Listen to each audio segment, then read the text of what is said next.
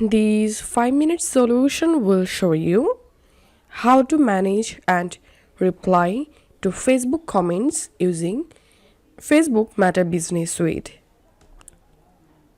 In Meta Business Suite, you can easily handle your Facebook page and your Instagram comments at the same time.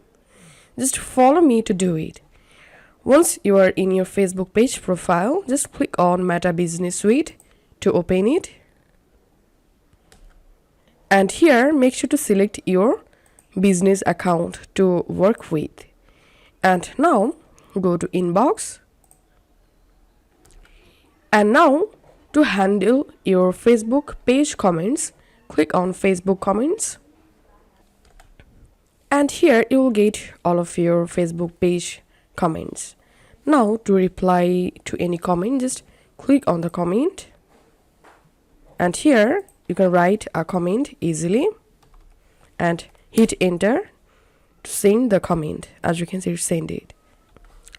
You can move any comments in done by clicking on move to done.